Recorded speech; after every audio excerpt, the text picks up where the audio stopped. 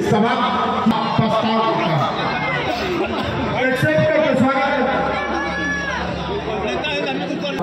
हम करने जा रहे हैं। आप 5 बजे से आकर बैठ चुके हैं। हमारे यहाँ की सारी माताएं बहनें। पिछले कल का दिन का है 65 लाख। पिछले 8 साल में दोस्तों ये पिछले कल का दिन का है 65 लाख। पिछले 8 साल में दोस्तों ये योजना के घुड़े घुड़े उनका नाम क्या है? स्वागत उमेश राय को। हमारे भाई धीरज सिंह कहाँ है? जोर से बोलिए भारत माता की। आवाज नवान्नों तक जानी चाहिए। जोर से बोलिए भारत माता की जय। जय श्री राम। जय श्री राम। जय श्री राम।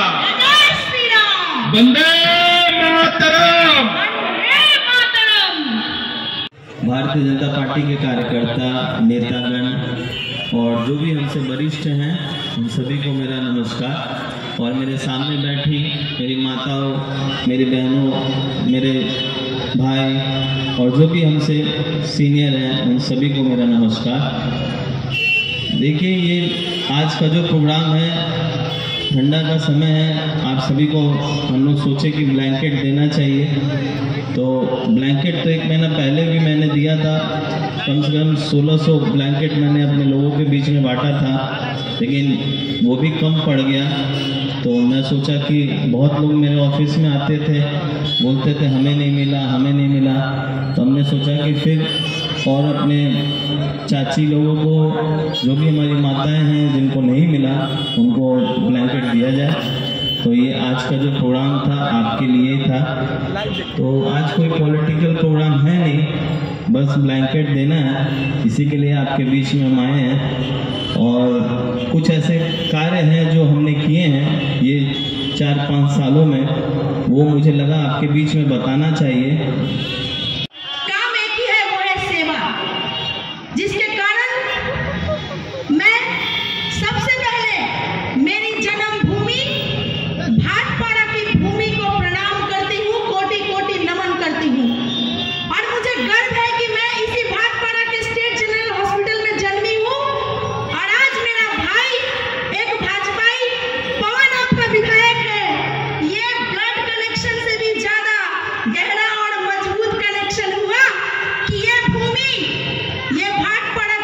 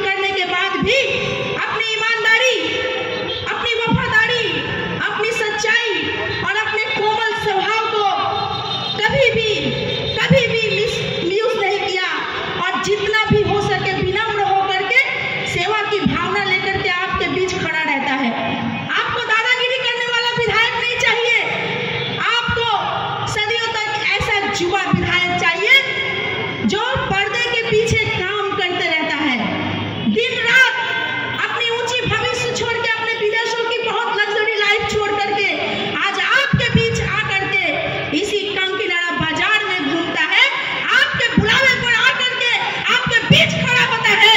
बजाइए एक बार जोरदार ताली अपने विधायक के लिए। और आपके इलाके के प्रिय नेता, एक्स MP, जो आपके इलाके के लोकप्रिय नेता थे और नेता है, खानपाड़ा की प्रत्येक वार्ड में, काकीनाड़ा विधानसभा, बैरकपुर, सभी जगहों पर जय श्री राम, जय जय श्री राम, भारत माता की। अर्जुन सिंह को हमारे आपके मंच पर स्वागत है। और उनका अभिवादन करती हूँ। जय जय श्री राम। जो राम का नहीं वो किसी काम का नहीं, बस यही याद रखिएगा। जय श्री राम। जोर से बोलिए भारत माता की। आवाज नवान्न तक जानी चाहिए। जोर से बोलिए भारत माता की। जय जय श्री राम, जय श्री राम, जय जय श्री राम, जय श्री राम, वंदे मातरम। वंदे मातरम। नहीं था, लेकिन कुछ दिन पहले यहाँ कांकीनाड़ा में एक मीटिंग हुई। वक्फ बोर्ड के जमीन को, वक्फ बोर्ड के संचालन में जिस तरह से घपला होता है, पूरे इंडिया में जिस किसी भी जमीन को वक्फ बोर्ड के नाम पर दखल कर लेना, भारतवर्ष के नेता, देश के प्रधानमंत्री ने लोकसभा में एक कानून ला रहे हैं। ये वक्फ बोर्ड की जमीनों को चिन्हित करना। जब ये कानून बनने की परिस्थिति चल रही है, तो बंगाल में ममता बनर्जी के लोग, उनके एक सांसद, खुद ममता बनर्जी, उनके कलकत्ता कारपोरेशन के मेयर बॉबी हाकिम, उनका बयान क्या आता है कि अगर कोई भी 25 आदमी, 25 मुसलमान अगर किसी रास्ते पर बैठकर नमाज पढ़ लेता है, तो वो जमीन जो होती है वो वक्फ बोर्ड की हो जाती है। कानून के खिलाफ, इस देश के संविधान के खिलाफ ममता बनर्जी का हर आवाज जो उठता है, उसके खिलाफ आज हम लोग इस बात को आपके सामने रखने की कोशिश कर रहे हैं। गौ माता को माता समझते हैं। जिनको हम रोटी खिलाते हैं उनको तुम रोटी के साथ खाते हो, तुम्हारा हमारा मेल हो ही नहीं सकता है। और इस लड़ाई को आपको आगे बढ़ाना होगा। और जो लोग आज हिंदू होते हुए भी इनका तलवा चाटते हैं, सिर्फ चंद रुपयों के लिए, चंद लोगों के चंद सुविधाओं के लिए, उनसे कहते हैं कि अशोक साव का परिणित देख लो। किस तरह से अशोक साव जैसे एक लोग, तृणमूल का नेता, जिसको कुत्ते की तरह दौड़ा दौड़ा कर मारा गया, और आज हम लोग उसके पास नहीं खड़ा होते तो उसको मारने वाला एक अपराधी भी गिरफ्तार नहीं होता। लेकिन हम लोग उसके पास खड़े हैं, इसलिए खड़े हैं, वो हमारी पार्टी नहीं करता था, भारतीय जनता पार्टी का सदस्य नहीं था, लेकिन वो एक सनातनी था, उसके पास हम लोग खड़े हुए हैं। और वो केस भी NIA के पास जाएगा। कोर्ट से आदेश होने वाला है, किसी भी समय NIA उस केस को लेगा। आपको पता है प्रियंका पांडे जी के ऊपर किस तरह से जिहादियों ने हमला किया था। आज तकरीबन बेसी भाग उसमें से गिरफ्तार हो चुके हैं, 2-4 बचे हुए हैं, वो भी गिरफ्तार हैं। क्योंकि ममता बनर्जी की जो पुलिस है, ये अपना वजूद खो चुकी है, अपना जमीन बेच चुकी है। इनके पास न जमीन है, न वजूद है, न इनको गरिमा है, न इनके पास अशोक स्तंभ का एक ताकत होता है अशोक स्तंभ का। भारतवर्ष में प्रधानमंत्री, राष्ट्रपति को भी अशोक स्तंभ लगाने का अधिकार नहीं है, लेकिन एक पुलिस वाले, एक कांस्टेबल के भी जो टोपी होती है उसके ऊपर अशोक स्तंभ लगा रहता है। ये अधिकार सिर्फ भारतवर्ष के पुलिस विभाग के लोगों को, आर्मी के लोगों के पास होता है। लेकिन अपना जमीन लोग बेच चुके हैं और चंद स्वार्थ के लिए, छोटे छोटे पैसों के लिए। आज हालत यह है कि कोई सज्जाद, कोई अकरम, कोई बबलू खान, कोई अमुक मिलकर पुलिस वालों पर गोली चलाता है और बाद होकर पुलिस वाले ममता बनर्जी से कहते हैं कि मैडम मुख्यमंत्री আর আপনার কথা শুনবো না, আমরা যারা আমাদেরকে মেরেছে, আমাদের পুলিশ ভাইদেরকে মেরেছে, তাকে আমরা ছাড়বো না। मैं सैल्यूट जनाता हूं रायगंज के उस अधिकारी को, रायगंज का वो पुलिस एसपी को मैं सैल्यूट जनाता हूं कि तुमने सही फैसला किया है। ये सज्जाद और बबलू और अकरम जैसे लोग, जो दुलाल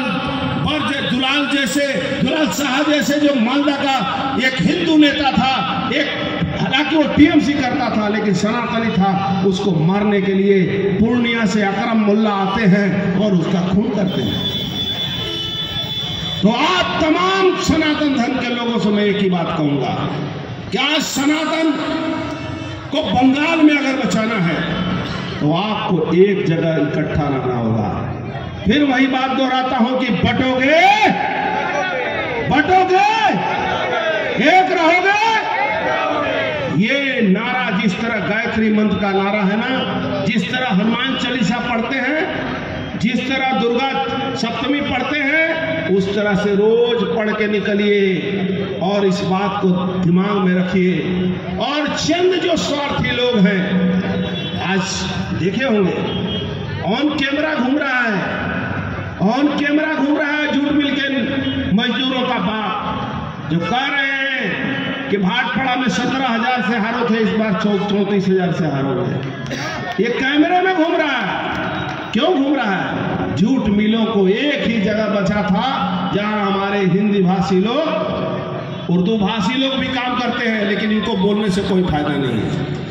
इनको सब कुछ मोदी जी लेंगे, सब लेंगे। मोदी जी का एक नारा है ना कि सबका साथ सबका विकास। भाई, ये नारा से इनका मन बढ़ गया, ये नारा से इनका दिमाग 7वें आसमान पर चला गया है। मोदी जी को और इस कोई बात नहीं है, सबका साथ सबका विकास। लेकिन आज की स्थिति यह है कि सब कुछ इस सरकार से सुविधा लेंगे, लेकिन वोट देने का सब समय आएगा तो बोलेंगे हम हिंदुओं को कैसे वोट देंगे। और आप कैसे इस बात को समझते हैं कि आप जो मुसलमानों की सरपरस्ती करते हैं, आप उसको कैसे वोट देंगे? अरे इनका तो 33% का 99% हो चुका है। बस आपको सोचना है कि अब आपको कैसे बढ़ना है और आपको कैसे इस देश में राम राज्य की स्थापना करना है, इस देश को हिंदू राष्ट्र बनाना है, ये आपके ऊपर है। महाकुंभ की बात कह चुके हैं हमारे प्रियंका पांडे जी। करोड़ हिंदुओं का समागम चल रहा है आज पूरे देश में, पूरी दुनिया में। भारतवर्ष का डंका बजा हुआ है। रसिया और यूक्रेन का जब लड़ाई होता है तो बीच में भारत का झंडा जब आता है तो दोनों तरफ का बम डिफ्यूज हो जाता है और ऊपर ही रह जाता है, कोई बम गिरा नहीं पाता है, क्योंकि भारतवर्ष के लोग वहां से निकल रहे हैं। भारतवर्ष का झंडा कि वो क्या नाम है, 1,000 रुपया 1,200 रुपया देते हैं। अरे आप किसकी बात सुनते हैं? इस देश का प्रधानमंत्री नरेंद्र दामोदर दास मोदी, जो 80 करोड़ भारतवर्ष के लोगों को राशन देते हैं आज इतने दिनों से। राशन लेंगे हम, सुविधा लेंगे हम, फायदा लेंगे हम, लेकिन मोदी को वोट नहीं देंगे क्योंकि वो हिंदुओं के नेता हैं। अरे तो हम क्यों बेवकूफ बने हुए हैं कि हम सारा करने के बाद भी तुमको क्यों वोट देंगे, तुम्हारे पास क्यों खड़ा होंगे? आज अगर हिंदू धर्म के लोग, सनातन धर्म के लोग तुम्हारे ये मटन की दुकान से मटन खाना लेना छोड़ दे तो तुम्हारा ये मटन बेचने वाले लोग सुबह से शाम पानी मारते रहोगे, 1 किलो भी नहीं बिक्री होगा, क्योंकि तुम खरीदने के औकात में नहीं हो। तुम खरीदने के औकात में नहीं हो। आपको पता है इस देश का कानून में गो हत्या बैन है, लेकिन इस पश्चिम बंगाल की सरकार, इसके पहले जो सीपीएम की सरकार थी और आज जो ये ममता बनर्जी की सरकार है, हर साल सुप्रीम कोर्ट को झूठा एफिडेविट देती है कि यहाँ गो हत्या नहीं होती है, यहाँ गो हत्या नहीं होती है। कि वो क्या नाम है, 1000 रुपया 1200 रुपया देते हैं। अरे आप किसकी बात सुनते हैं? इस देश का प्रधानमंत्री नरेंद्र दामोदर दास मोदी, जो 80 करोड़ भारतवर्ष के लोगों को राशन देते हैं, आज इतने दिनों से राशन लेंगे हम, सुविधा लेंगे हम, फायदा लेंगे हम, लेकिन मोदी को वोट नहीं देंगे क्योंकि वो हिंदुओं के नेता हैं। अरे तो हम क्यों बेवकूफ बने हुए हैं कि हम सारा करने के बाद भी तुमको क्यों वोट देंगे, तुम्हारे पास क्यों खड़ा होंगे? आज अगर हिंदू धर्म के लोग, सनातन धर्म के लोग तुम्हारे ये मटन की दुकान से मटन खाना लेना छोड़ दे, तो तुम्हारा ये मटन बेचने वाले लोग सुबह से शाम पानी मारते रहोगे, 1 किलो भी नहीं बिक्री होगा, क्योंकि तुम खरीदने के औकात में नहीं हो। तुम खरीदने के औकात में नहीं हो। आपको पता है इस देश का कानून में गो हत्या बैन है, लेकिन इस पश्चिम बंगाल की सरकार, इसके पहले जो सीपीएम की सरकार थी और आज जो ये ममता बनर्जी की सरकार है, हर साल सुप्रीम कोर्ट को झूठा एफिडेविट देती है कि यहाँ गो हत्या नहीं होती है, यहाँ गो हत्या नहीं होती है। साधु ने एक हर जगह पर्ची बांटी, 108 नंबर था उसमें, और कहा अगर तुम हिंदू हो, अगर तुम बौद्धिस्ट हो, तो अपने दुकान में, अपने गाड़ी में, अपनी टैक्सी में हर जगह 108 का स्टिकर लगाओ, और उसी दुकान में जाओ जहां 108 लगा हुआ है, जहां 786 है उसमें मत जाओ। और आज वही हालत हुआ कि तमाम रोहिंग्यों को भाग के बांग्लादेश में वहां से खदेड़ा गया, और बांग्लादेश से ये ममता बनर्जी धीरे धीरे उनको भारत में लाने की कोशिश करती है, और उनको झूठा गलत Aadhaar card, voter card, I card सब बना के दे रही है। अभी 2 दिन पहले सियालदह में रोहिंग्या को पकड़ा गया, उसको बांग्ला बोलने नहीं आता है, उसको हिंदी बोलने नहीं आता है, उसको उर्दू बोलने नहीं आता है, वो भारतवर्ष का नागरिक का आधार कार्ड लेके घूमा पूरे देश में। अरे हम आज एक आर्टिस्ट है सैफ अली खान, नवाब पटौदी के सुपुत्र, उनकी माता रविन्द्रनाथ ठाकुर परिवार की शर्मिला ठाकुर, आप सिनेमा में देखे होंगे। बंगाल के अंदर सबसे बड़ा दुर्भाग्य क्या है, 33-34 साल सीपीएम, जिसने हिंदुओं को सेकुलर बनाया, लेकिन एक भी मुसलमान को नमाज पढ़ने से नहीं रोका। कोई भी कम्युनिस्ट नेता खड़ा होकर बोल दे कि हमने किसी भी मुसलमान सीपीएम करने वाले को नमाज पढ़ने से रोका हो। सारा देश में, सारा ये जो कम्युनिस्ट है पूरे दुनिया में, ये सिर्फ हिंदुओं को सेकुलर बनाने की बात करते हैं। किस हिंदुओं को, सनातनी हिंदुओं को सेकुलर बनाने की बात करते हैं। इनका नेता विकास भट्टाचार्य जी, जो पेशे से वकील है, रास्ते पर गोमांस खाता है और कहता है कि हम सेकुलर हैं, हम सेकुलर हैं। अरे 2011 साल से 172 बार पुलिस प्रशासन के लोगों के ऊपर किसी का बम से मारकर हाथ उड़ा दिया गया, किसी के माथे को उड़ा दिया गया, किसी की बंदूक छीन ली गई, किसी के गाड़ी उड़ा दिए गए, किसी पर चाकू से हमला हुआ। लेकिन एक बार भी ममता बनर्जी इनके खिलाफ, इन जिहादियों के खिलाफ, इन इस्लामिक जो गुंडे हैं उनके खिलाफ उनकी आवाज नहीं उठती है। लेकिन इस बार जब उन्होंने देखा और पुलिस वाले ने विद्रोह की घोषणा की।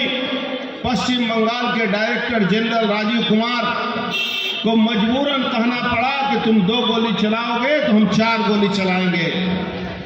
और जब पुलिस के अंदर विद्रोह, जिसके बल पर यह शासन चल रहा है, आज की तारीख में बंगाल में ममता बनर्जी की जो शासन है वो 2 लोगों के ऊपर चल रही है, एक पुलिस के ऊपर, एक गुंडों के ऊपर।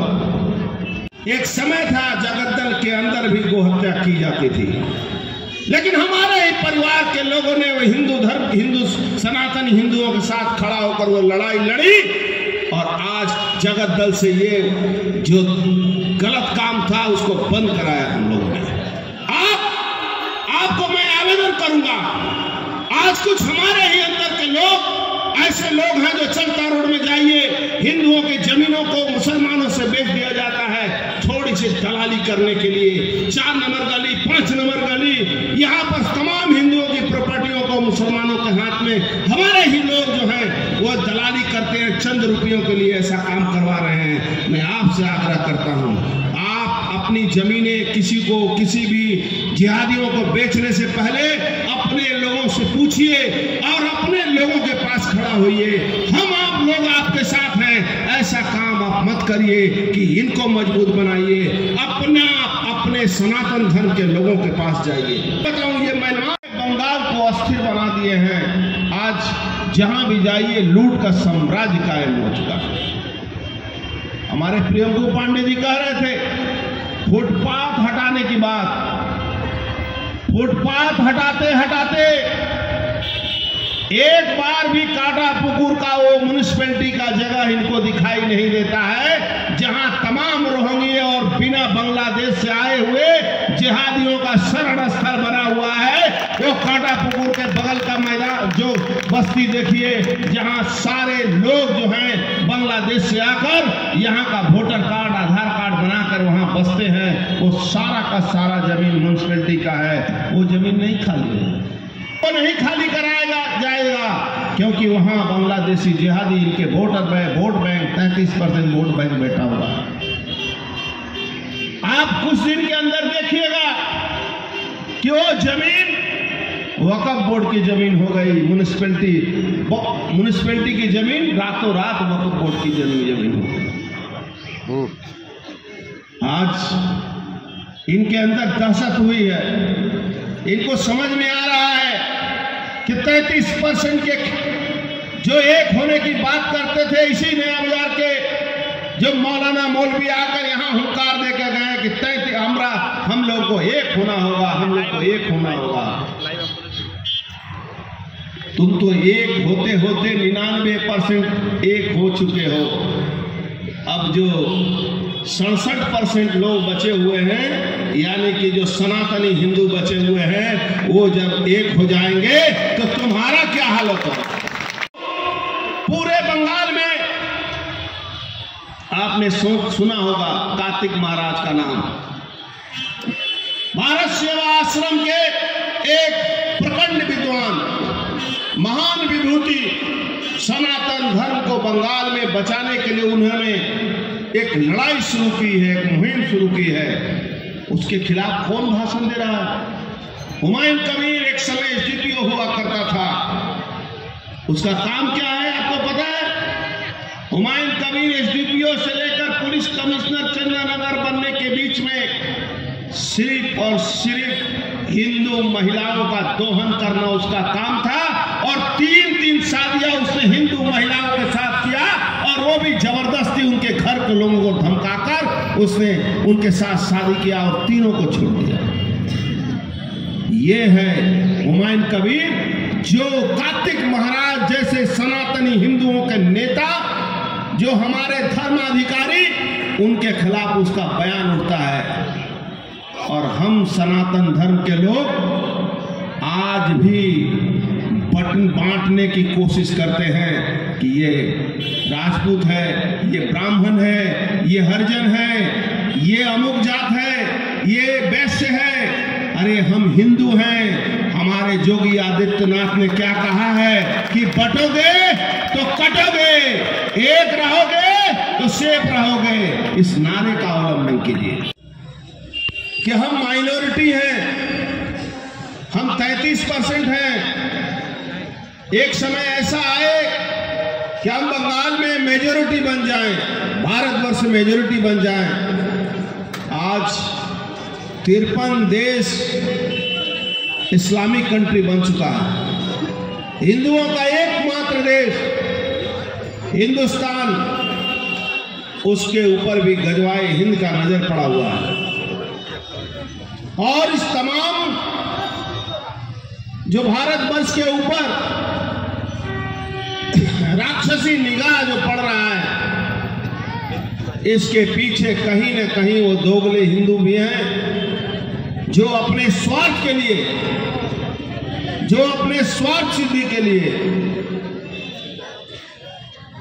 मुसलमानों के ताबेदारी करने से भी नहीं चूकते हैं। जहां की मुख्यमंत्री कहती है कि दूध देने वाली गाय से का लात भी खाना पड़ता है, उस राज्य के पुलिस प्रशासन का क्या हालत है आप देखते होंगे कि फेल से अपराधी को पुलिस वाले जो हमारे आपके घर के लड़के हैं उनको गोली मार दी जाती है और अपराधी भाग जाते हैं और बांग्लादेश की तरफ भागने की कोशिश करते हैं। वो तो सारा भेद खोल देगा, सज्जाद जिसका नाम है जो अपराधी, इसलिए उसको एनकाउंटर करके मार दिया गया। जैसे गायत्री मंत्र पढ़कर घर से निकलते हैं लोग, जैसे गायत्री मंत्र पढ़ने को सिखाइए अपने बच्चों को, उसी तरह ये भी सिखाइए कि बटोगे तो कटोगे, एक रहोगे तो सेफ रहोगे। आज इतनी संख्या आपकी है, आज इतनी संख्या में यहाँ लोग उपस्थित हुए हैं। वक्फ बोर्ड की जमीन के लिए मीटिंग करने के लिए पूरे बंगाल से मुसलमानों को इकट्ठा किया गया था।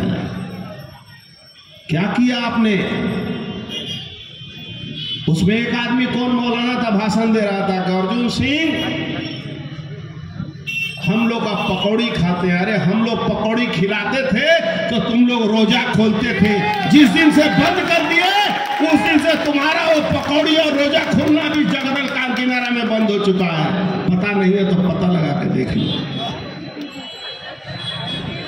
आज हम परेशान कहाँ हैं?